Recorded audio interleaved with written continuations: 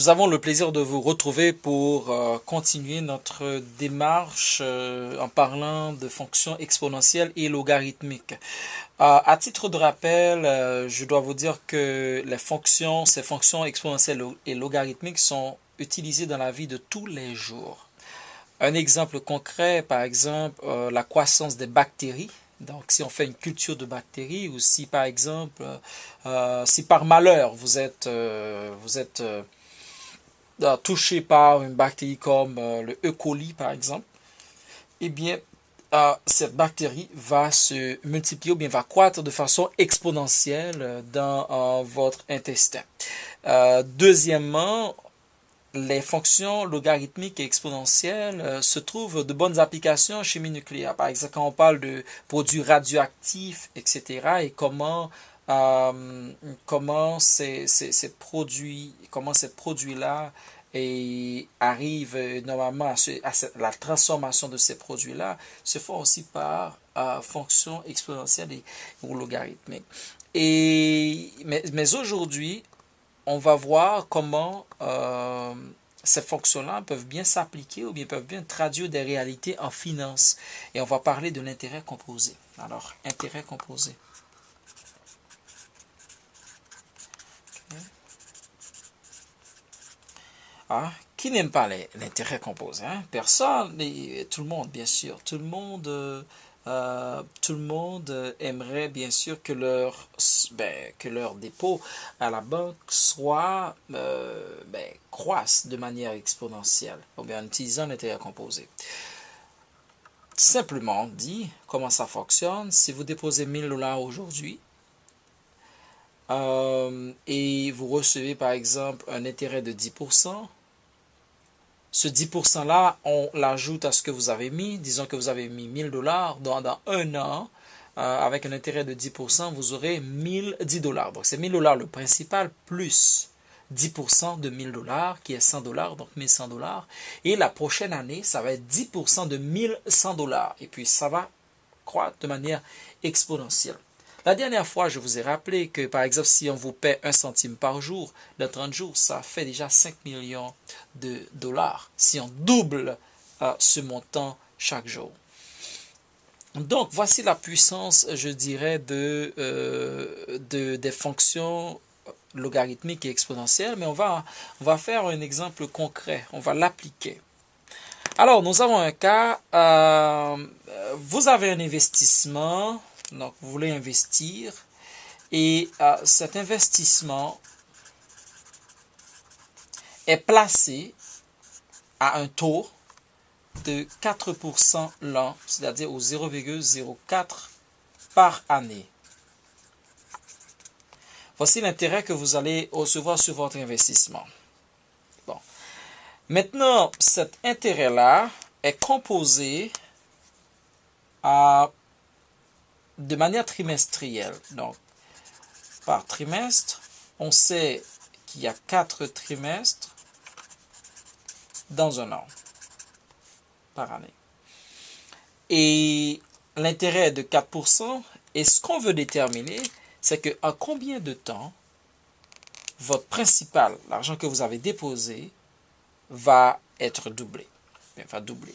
Donc, disons que vous avez P, vous voulez arriver à 2P.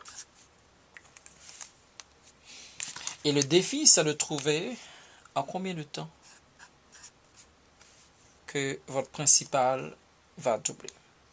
À raison de 4%, que l'on va composer 4 fois par année, donc par trimestre. Nous allons faire appel à la formule standard pour déterminer ce qu'on reçoit à la fin d'un temps déterminé en termes de principal et d'intérêt composé. Donc, notre formule standard, c'est A qui est égal à P, 1 plus l'intérêt par nombre de fois que l'on fait par année, l'exposant NT.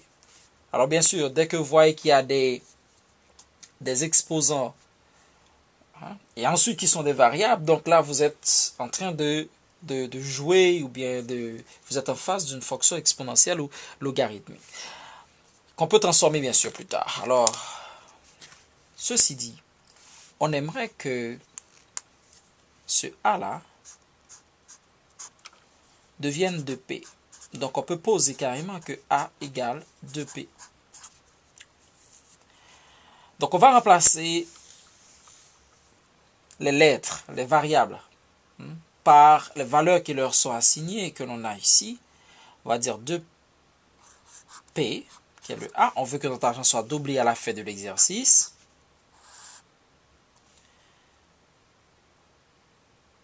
De P égale P que l'on ne connaît pas, qui n'est pas déterminé, 1 plus l'intérêt ici c'est de 0,04 sur le temps, c'est 4 fois, on va le faire par année, exposant 4 multiplié par le T qu'on veut déterminer. C'est la variable à déterminer ici. Donc, je vais reposer cette équation de manière plus claire. Donc, de P égale P, facteur de 1, plus... On peut diviser 0,04 par 4 déjà, ça donne 0,01. 4T comme exposant. Comment maintenant isoler les autres éléments pour qu'on puisse avoir normalement T comme variable qu'on doit déterminer? On va diviser toute l'équation par P. On divise toute l'équation par P de chaque côté. Alors, divisons par P, divisons par P. Alors, en divisant par P, nous aurons 2 qui est égal, ici, ce P-là va être déterminé, les deux P sont partis, ok, 1,01, entre parenthèses, 4T. Là, il faut déterminer le T et nous avons une forme. Cette forme-là, c'est une fonction exponentielle. C'est une fonction exponentielle dont l'inverse, c'est une fonction logarithmique. Et n'oubliez pas qu'on veut déterminer déterminer le temps, et le nombre d'années. On va tout simplement affecter notre équation par transformer cette fonction exponentielle en son inverse qui va devenir une fonction logarithmique. Donc on va dire tout simplement que logarithme de 2 égale log de 1,01 exposant 4t. Alors, bien sûr, ici, ça nous donne la fonction logarithmique.